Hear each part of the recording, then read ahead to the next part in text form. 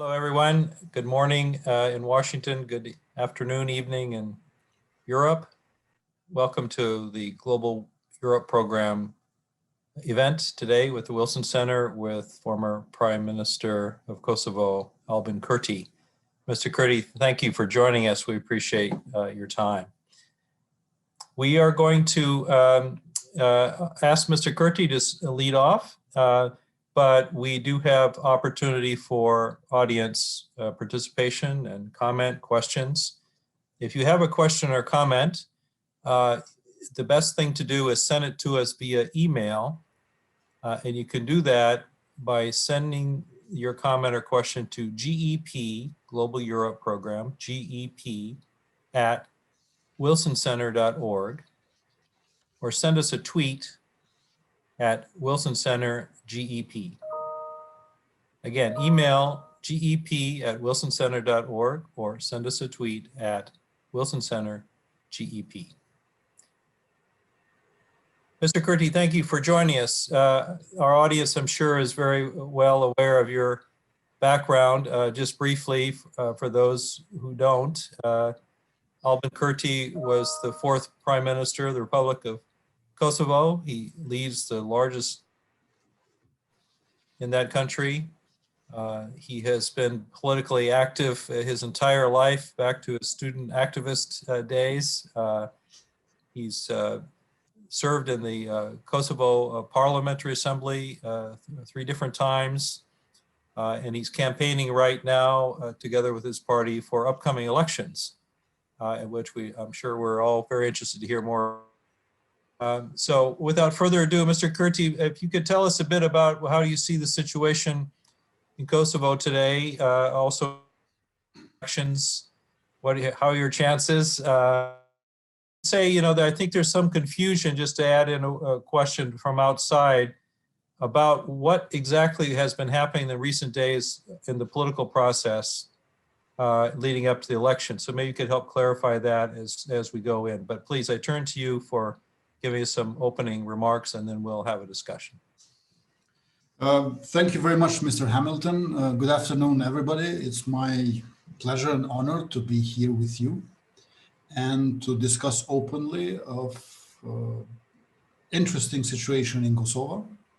Now at 2021, when we had a very difficult year, we were in government for only 51 days. 4 months altogether, if we count the time when I was acting Prime Minister. But the ruling of Constitutional Court of Kosovo in December last year triggered early elections, which will be held on 14th of February. So I am in a campaign now, and I lead a list of 110 candidates together with Ms. Vjosa Osmani, acting President of Republic of Kosovo. In our list, we have people of different professions, different municipalities, and in top 10 list, there are 5 women and 5 men, which is unprecedented in Kosovo. And also, all the polls are showing that we are going to gain at least 50%. So 14th of February basically is not simply another round of early elections, but rather a referendum where people will have to decide between different figures of same old guard and politicians for new era. I'm very optimistic that things will go smoothly, and after 14th of February, in at most a month time or so, we will be able to form a government, and very soon we will have also to elect new president, and in this way move on with our multiple reforms in order to pull out Kosovo from current crisis, which is not only health one due to pandemic COVID-19, but also political, socioeconomic, and cultural.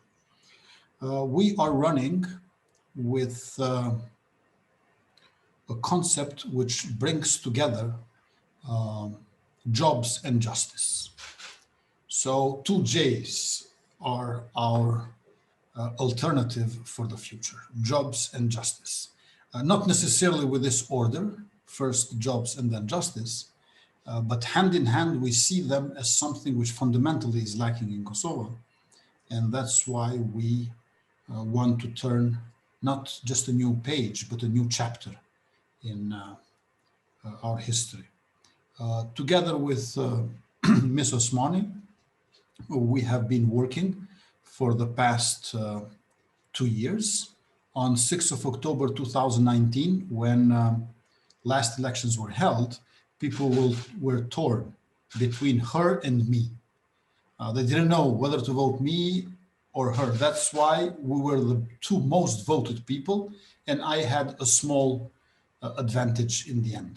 But now we are together, so I think all the dilemmas which existed between the two of us evaporated.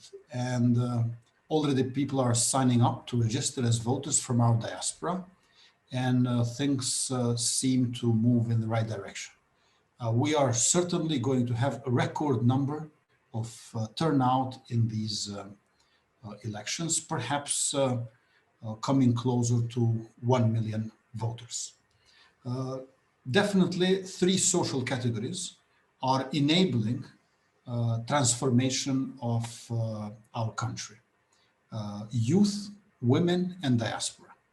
Again, not necessarily with this order, but youth, women, and diaspora definitely are massively supporting us, and they are about to bring change on 14th of February. When we say jobs, we basically mean labor-intensive investments, and we mean foreign investments, but mostly diaspora investments and reinvestments of existing business community in Kosovo. But this is very much linked with justice, because we must have rule of law in place to generate predictability and certainty and safety for all those people who want to come and invest in Kosovo. So rule of law, uncompromised, with vetting process for prosecutors and judges, and also extending to high-ranking officials in intelligence and police, in order to generate trust in public opinion for justice in the institutions of the system. And on the other hand, we want to link jobs with education. Justice is a precondition for jobs, but on the other hand, education is indispensable for sustainability of those jobs. We plan to implement dual education system similar to the one in Germany and Switzerland, where students and pupils spend 3 to 4 days per week in their faculties and schools, and then 1 to 2 days in apprentice enterprises, in businesses, where they practice and exercise the knowledge and the skills that they've got in the schools and faculties. So linking professional education, vocational colleges with labor market. There is an enormous skills gap in Kosovo that must be bridged with this dual education system. And we are really hopeful that we will have support of the business community and teachers as well. On the other hand, I must emphasize again the vetting process, which must be extended also among police and intelligence, because we do see justice and security together. So prosecutors, judges, but also investigative police and intelligence are linked, are links of the same chain, which will bring both security and justice. Unfortunately, in Kosovo, we still do not have health insurance, We do have car insurance, for example, but not health insurance. And we need to first, in a couple of years, to have a health information system and then to have health insurance. We have the plan and the project for this, several projects for this, but it will take time. However, this is going to be the first government where people will have patience for certain things. Because all those who promised miracles, they made miraculous fortunes for themselves. And now people are very, very patient for our new government when it comes to certain changes, like a reform in education system, or when it comes to health insurance fund, they are willing and ready to wait. Whereas to cut corruption, fight organized crime, they want to see that immediately. And that's exactly what we plan to do. We are going to also reform the foreign service, because unfortunately, in the recent years, there has been a lot of nepotism in foreign service, and we want to render it professional. We believe that this is doable, and we again seek the help of diaspora, which is basically our main embassy. All of our embassies, which are around 25 of them, all over the world, cannot compare with one single embassy, which is our diaspora everywhere in US and Western Europe. So we want to engage them in reforming the foreign service, and we want to bring a new chapter in relations to our northern neighbor, Serbia. We want to have good neighborly relations with Serbia. We want to have a sustainable agreement with Serbia, with well-prepared dialogue, which has to restart once we are back in power. Principle of reciprocity in one hand, and a shift from, let's say, transactional approach to transatlantic and transformative is what we are looking forward to see in the months ahead of 2021. In a previous US administration, former envoy of former President Trump, Ambassador Grenell, he advocated for a rather transactional approach. And we want to see more transformative approach, where both states and societies of Serbia and Kosovo must change from within, rather than thinking what is there to give and take. So the next dialogue with Serbia, we do not see as something which is going to be of a tit-for-tat approach, where we're going to seek a quick deal, a quick fix, but rather a sustainable agreement within European and Euro-Atlantic frame, where Brussels and Washington will work and participate hand in hand, always together. We cannot afford to have Washington, DC and Brussels on different pages. And we want also to see this sustainable agreement within the wider frame of Western Balkan 6, because definitely what we do in one country will echo in other countries as well. However, I must emphasize that this cannot be our top priority.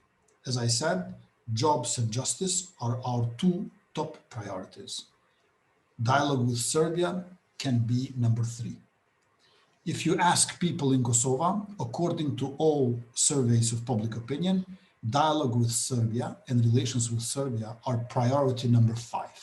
So we are going to make a concession and turn it from number 5 into number 3. But it cannot be number 1 or 2, because we need to internally strengthen our state. Towards the relations with Serbia, I want to see national consensus in Kosovo, but not national consensus at the expense of strengthening of the state. State of Kosovo, unfortunately, has elements of a capture state. Therefore, it is a weak state, and we must make it stronger by democratizing it and by bringing rule of law at the forefront.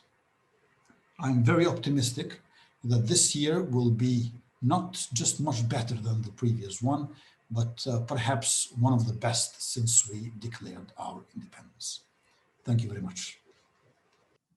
If you would like to join our conversation, as mentioned before, please send an email to gep@wilsoncenter.org or send us a tweet at wilsoncentergep. I do have some questions and they're coming in.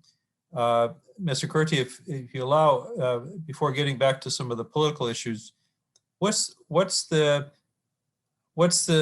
plight of the people of Kosovo right now with regard to the pandemic and the economy?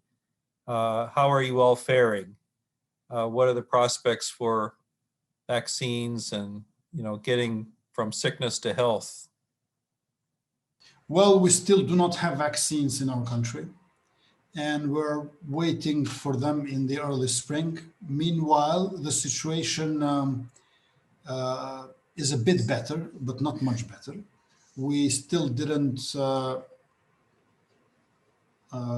have any cases of the mutated version of COVID-19. When we were in office, we did early lockdown and then gradual opening. When the next government came after us, they did abrupt opening of the businesses. And that was with the idea that we have health, better health now situation, and we must liberate business community.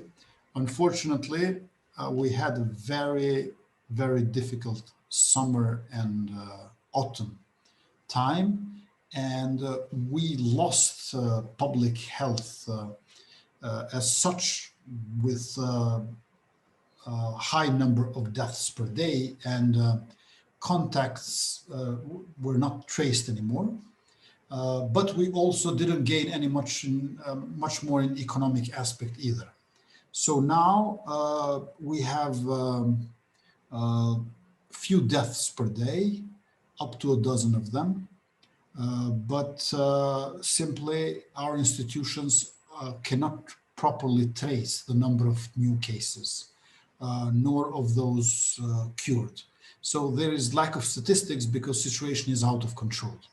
So strangely, it is better even though it's out of control comparing with autumn. Hopefully, with cooperation with EU, we are going to manage to get on early spring vaccines and finally get out of this pandemic. Right. It's hard for everyone. So back to my original question, there are media reports, some reports that about the electoral process going on right now. I wonder if you just be specific, if you can clarify to us that it seems you personally have been deemed ineligible to participate in the next parliament because of a previous court issue. The Central Election Committee decided not to validate your lists. So if that committee fails to validate your electoral list, the party's electoral list, what is your plan for participating in the elections? Or have we got this wrong? Maybe you could help us understand where things are. Yes, it is true. Due to the ruling of Constitutional Court of December 2020, there has been one paragraph which I believe has been also quite one-sided interpreted as something that has to do with me and some other MPs who have been sentenced in the last 3 years, and Central Election Commission headed by Ms. Valdete Doka decided not to certify our list. Now we are complaining in the first degree. Second degree will be Supreme Court, and hopefully we'll look forward to see a positive outcome after all this. Basically, the tendency is not to allow 5 people out of 110 to be certified. But at present, they did not accept our entire list to be certified. But I think this will be solved in a week's time. Let me come to some of your points that you had mentioned before about Serbia. So we have a question from our mutual friend, Mike Holtzel, who says, welcome and greetings to you. He's asking how important for attracting the kind of foreign investment that you will want is the conclusion of a transformative agreement with Serbia, which includes mutual diplomatic recognition.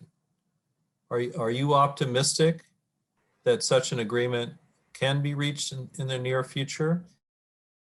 And the past back and forth, the transactional approach, some of that involved land swaps, which were also controversial at the time. I mean, is that something you would pursue as part of a agreement? I mean, where do you see the end state, and how soon do you think something like that might be achieved? I realize you said it was priority number 3, but in terms of the economy and jobs and things like that, some of this is actually, related.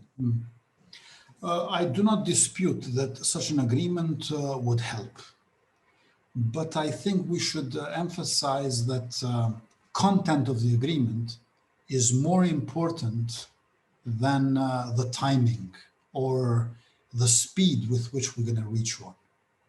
So we should be careful not to make mistakes, because I'm not sure we can afford new mistakes when it comes to dialogue with Serbia. It's better to well prepare it and have it as a steady train where it's too costly to jump out, rather than seek a quick deal, which actually will bring more anxiety than having us closer to solution. Let me emphasize a couple of principles which I think would be very important. One is that we should not have a dialogue where the maps will be involved with this old idea of land swap or territorial exchange. So no dialogue with maps. It's very important to stress here. We should talk about people and citizens and communities as end beneficiaries, and not politicians whose skin or face we are supposed to save. Representatives are there to represent the people, which is the real of the situation. We as politicians in ourselves, politicians in themselves, do not make the essence of any kind of development. They are representation of something else, which is the people, the citizens of our countries. So no dialogue with maps, and no maps with presidents around, because of course maps will continue to exist, but they should be with experts on demarcation around them, because the border exists. We do have a border. Eventually we demarcate it after recognitions, mutual recognitions, but not presidents around maps. By saying no dialogue with maps, I do not want to eradicate maps. I just want to move one step further and say that no presidents around maps who think that they are like army generals in World War I with not that sharp pens over maps, similar to what Milosevic and Tudjman did 30 years ago in Bosnia. So we have to be careful to bring substance, content, prior to time that we are seeking this agreement, hand in hand with having dialogue without maps, but for the rights of the citizens, for the needs of the communities, and once maps are there, without presidents around. In addition to this, I would like to emphasize that normalization of relations between Kosovo and Serbia should go hand in hand with normalization of units of Kosovo in itself and Serbia in itself, and not at the expense of this. Serbia lacks democracy. And agreement between Kosovo and Serbia should make Serbia more democratic, not less. Therefore, normalization of relations between Kosovo and Serbia should at the same time make Kosovo more normal and Serbia more normal. Because, you know, if we do normalization of two abnormal units, this adds to abnormality. We must have transformative approach where normalization of relations means also normalization of units. I am very optimistic that if we engage in a serious and sincere dialogue, it is not going to be easy, but we will reach agreement. And to this end, I think both Kosovo and Serbia should deal with those 33 agreements that already have been signed in Brussels to close that chapter, because some of the agreements have been implemented, some have been partially implemented, some of them have not been implemented. So we have to really close this chapter of 6 years intensive dialogue in Brussels, and then move on with perhaps requests for each other. I can imagine that also Serbia has requests for Kosovo, as we do for Serbia. Let's put clearly, openly, what do we ask and expect from each other, always within European and Euro-Atlantic frame, bearing in mind the echo that future agreement will have in Western Balkan 6. Thank you. So before getting to the EU piece of this, just on your relations with Serbia, we're talking about reciprocity with Serbia. Does that mean you will go back to imposing tariffs? And when you say there are clear expectations of the Serbian government, could you tell us what they are? First of all, tariffs, as they have been imposed in the past, functioned as a fine, functioned as a punishment. And I am more into reciprocity as a principle, where simply mutual understanding between the two countries is going to create normal relations between us. So reciprocity is a principle that when it comes to trade, we already started it back in April last year. And that meant that Serbian goods would enter to Kosovo as much as also our goods are allowed to enter to Serbia. Serbia is imposing a lot of non-tariff barriers, and in the worst case scenario, we would have to impose on her as well. But our idea is not to put barriers to Serbia, but Serbia to lift the barriers that they have put to us. So when it comes to trade, for example, we started with reciprocity principle and we allowed Serbian goods to enter. But then very early on, we have, after being overthrown in the parliament, they have elected a new government and then they removed reciprocity altogether.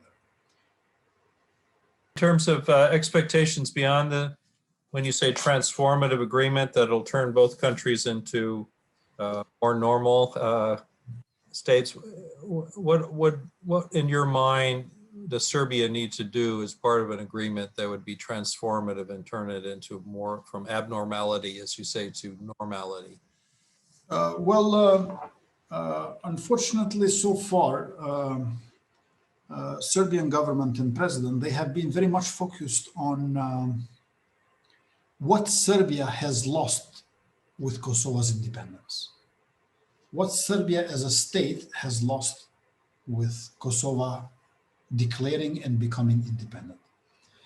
And with this type of approach, they have been mourning the loss of Kosovo by Serbia as a state. I am very eager, besides being ready, to engage in a dialogue for what people lost, what citizens lost, not what Serbia ruled by Milosevic has lost. So I cannot engage into compensation for Serbia due to losses which were caused with the conduct of Milosevic's regime, who did ethnic cleansing, genocide in spring 1999. So the loss of Kosovo for Serbia as a state cannot be compensated. Kosovo was not theirs in the first place. So here, the way how they want to compensate this with association of Serb majority municipalities, something which resembles to Republika Srpska in Bosnia and Herzegovina, is not acceptable. So what people suffered and lost, of course, we should engage. But we cannot now, as starting point, have the losses which Serbia endured due to the regime of Milosevic. Whoever asks to be compensated in this register is, without being aware or while fully aware for that matter, that is identifying himself or herself with the regime of Milosevic. So not the tears of the state of Serbia, but the tears of the citizens are something that we should take into considerance and deal with. Thank you. So back to your other point about the sort of the European perspective here. You had said we should clear away, barriers also to joining the European mainstream and the EU. But how credible is the EU right now as a partner for you when a number of EU member states actually don't recognize Kosovo? Can the EU, whoever represents the EU credibly say they are representing the European Union when the EU itself doesn't agree actually on your status? And much of the debate about drawing closer to the EU for the whole region is about creating conditions in the countries of the region that when the question of, can you be part of the European Union comes up, everyone will just say yes because it's so clear. That probably is going to take some time. And that also means addressing issues within their neighborhood. So do you see, besides the issues we've discussed with Serbia, other issues in the neighborhood? So besides the EU itself and its role, what about, for instance, your relationship with Macedonia? Should countries be helping each other join the EU, or how do you see, the region, Kosovo, fitting into the European perspective? I think EU and US should work together when it comes to Balkans. Balkans is very important for Europe and vice versa. History teaches us that much, but also we are too close to be neglected. Western Balkans is not neighbor of EU because we are surrounded by EU. You cannot be surrounded by your neighbor. Your neighbor is beside you, not all over you, all around you. And EU is all around us. From Greece to Bulgaria to Romania to Hungary to Croatia and to Italy. So we are surrounded by EU. Our fate, our destiny is EU. And let's work together, so we reach there faster. 6 countries of Western Balkans, which are still not integrated into EU, have around 18 million inhabitants with a joint GDP, which is less than 40% of the GDP of Czech Republic and less than 15% of the GDP of North Rhine-Westphalia in Germany. So in this sense, we are quite small not to attract EU to solve this issue. And there are several million people from the Balkans who are in Western Europe living and working and sending their remittances back home so we can maintain the social peace that we do have, and who finance our trade deficits. In Kosovo, trade deficit amounts to 40% of our GDP.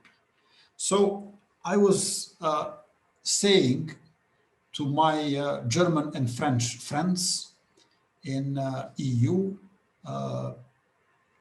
bail us out, bring us in. Only 18 million people with less than 40% of the GDP of Czech Republic, which is rather a mid-size EU country. Relations with Montenegro and North Macedonia for Republic of Kosovo are very good.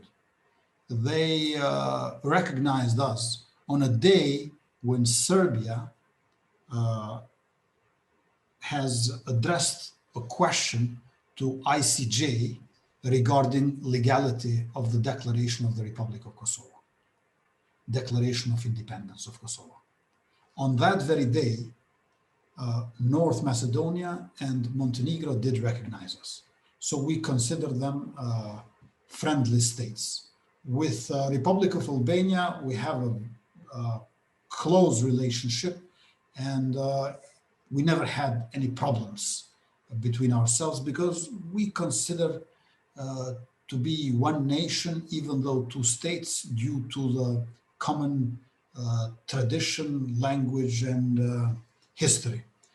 However, I think that EU has been neglecting the Western Balkan 6, in particular, I must say Kosovo, who does not have even visa liberalization for the Schengen zone.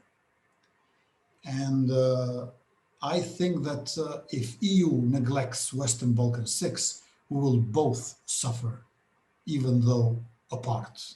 We might not be together, but we will both suffer. So to this end, what do we need is a kind of new mini Marshall Plan of EU for Western Balkans, similar to the Marshall Plan of US for Western Europe after Second World War. And this Marshall Plan, mini Marshall Plan in 21st century should on one hand be conditional upon rule of law and democratization of the countries, and on the other hand should focus on linking education with labor market and bridging divided towns in Western Balkans. Because divided towns like Mostar, Brčko, Mitrovica, even Skopje to some extent, are like open wounds in the Western Balkans. So we have to heal these wounds, these divided towns, and likewise, we need to enable youth to find jobs after they finish their education. Here with me, I have a report of Special Envoy of Mr. Kofi Annan from 2005, Special Envoy being Mr. Kai Eide, a respected Norwegian diplomat. In his report of 2005, October 2005, point 61 is remarkable. Even though I was very critical of this report, and still am, there is a nice touch of sensitivity for regional echo of every solution in Western Balkan 6. I will quote now this point. The international community must stand ready to assist in the establishment of arrangements for wider decentralization. Lessons should be drawn from similar, albeit not identical, processes in the former Yugoslav Republic of Macedonia and in southern Serbia. In both cases, the international community contributed a significant effort to give the local Albanian populations the breathing space required to protect their interests and maintain their identity in a multi-ethnic environment. The international community should now be prepared to act with the same determination to protect the interests of Kosovo Serbs and other minority communities. So Mr. Kai Aide, over 15 years ago, foresaw a certain symmetry in the region when it comes to minority rights. Albanians in Valley of Preševa, southern Serbia, Serbs in Kosovo, Albanians in North Macedonia. So there must be some symmetry, some balance in order to have long-term regional stability. And I think that unfortunately in the last couple of years, with this project of land swap, which failed as a project, even though it did not die out as an idea, we have abandoned this sensitivity for balance and symmetry of minority rights all over our region. Well, let me pick up on that. You know, I've heard this idea of the mini Marshall Plan for a few decades now, actually. And, you know, I used to be the U.S. representative to the entire region to bring stability to the region after the war. And I, at that time, and I still have to sort of recall what was actually the Marshall Plan. It's evoked often as sort of, you know, we need financial support to be transformed. But the Marshall Plan was implemented after huge amount of financial support had already been provided by the United States and proved to be completely ineffective after World War II because individual European countries simply just took it for themselves and nothing happened. And what happened to the Marshall Plan was the United States finally said to the Europeans, you give us the plan. You tell us what the plan is. The Marshall Plan wasn't an American plan. It was a European plan that was going to be supported by the United States because the Europeans finally, after war, came together and said, how do we sort of get our relationship back on? And in the end, the Marshall Plan was less money than the money provided after World War II that didn't go anywhere. So it seems to me the idea of a Marshall Plan needs to be sort of turned around.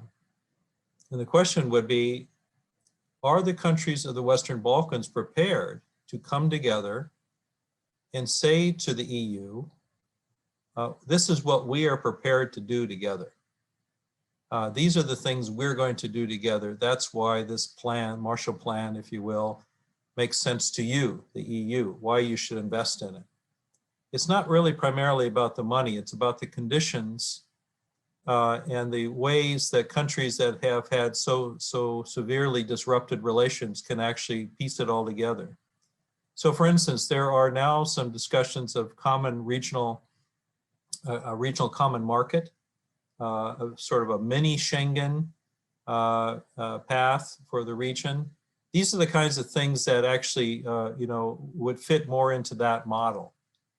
So, you know, what do you think are the prospects of the countries of the region together, actually coming together, developing some sort of general outline of how they could bridge differences and create, you know, lower barriers and all of that, and then talk to the EU about a kind of a plan that makes sense? Is that realistic at all? I think it is possible. I think it is doable. I agree with you, Dan, that we should learn lessons from the past and not repeat mistakes. Meaning that we should be also those who compile this mini Marshall Plan and not just those who are supposed to consume it. we should be the ones who also plan and ask it, rather than those who just are waiting to receive it. And I believe that Berlin process is a good platform where we would advance what has been going on with this Berlin process in the recent 5 years into a new level. Berlin process as such is not sufficient anymore. We have to elevate it to this mini Marshall Plan, and it should be done by the 6 countries of Western Balkans. I remember very well, Berlin process came after famously, or notoriously for that matter, former President Juncker said that there will be no enlargement of EU in the next 5 years. And then Berlin process came as a compensation for this commitment to not enlarge. And now Berlin process is there as an infrastructure which is necessary but not sufficient.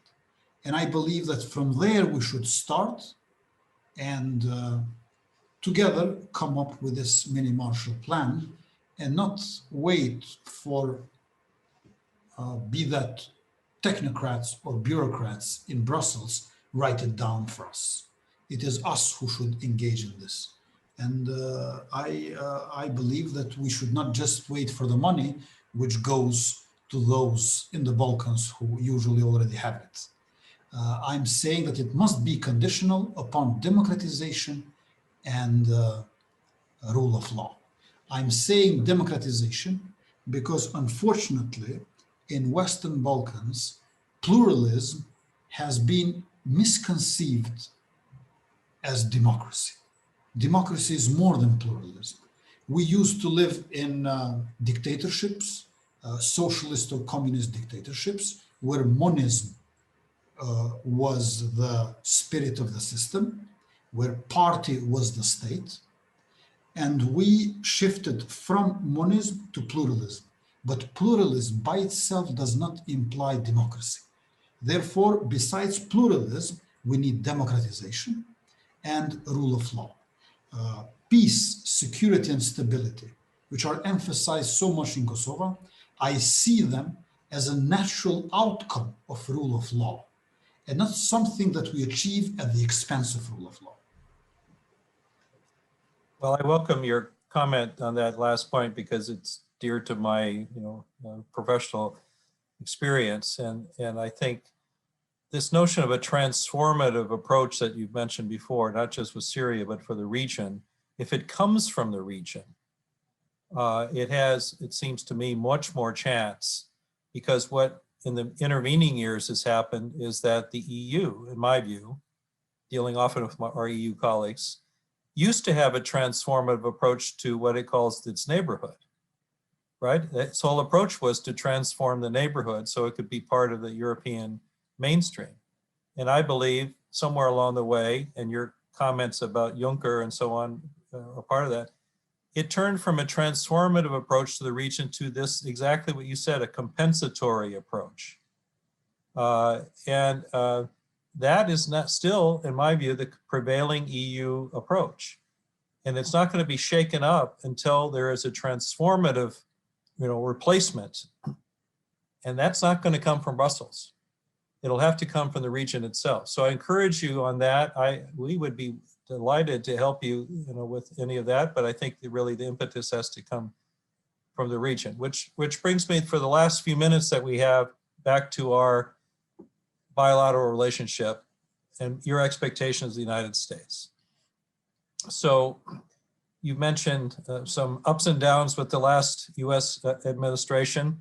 I know you've experienced a lot of that yourself personally, but President Biden knows the region well. He is a strong backer of Kosovo and Albanian issues in the Balkans. He knows the issues. He's probably the most knowledgeable president on the region that I can imagine. Also probably from the US Senate. When he was a senator, he spent so much time on this. His personal instinct will be to get it.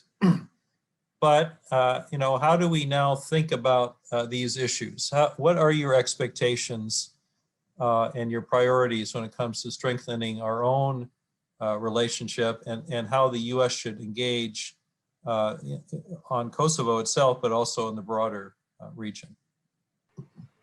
And I had a question from Ed Joseph, who's our common friend, also about the Washington Agreement. What do you think about that?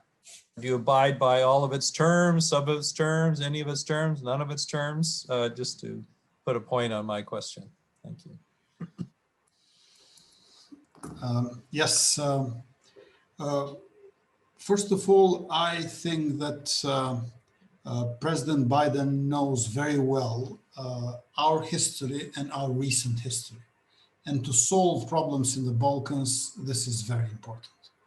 I know that in politics, finances are very important, but history as well. So history and finances are very important for politics. And I'm afraid that previous administration gave much more weight to finances than to history. And I engaged constructively in a discussion with former envoy Grenell, but he was in a rush. He was in a hurry, and it was very difficult. He was fast as finances. And it was difficult to properly sit down and make a plan or a strategy. I think that with President Biden and Mr. Blinken, it will be different.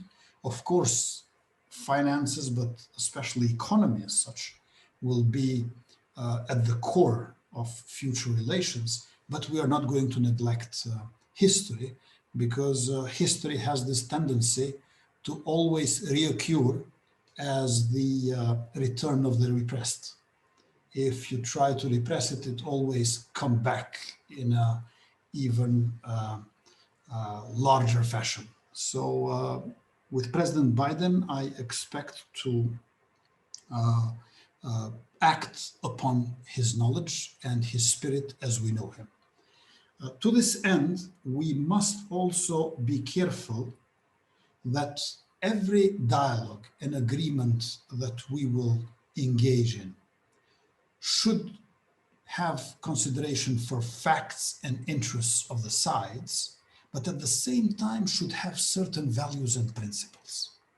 Because if you abandon values and principles and you focus only on facts and interests, you have this tendency to view facts in the light of your interests only.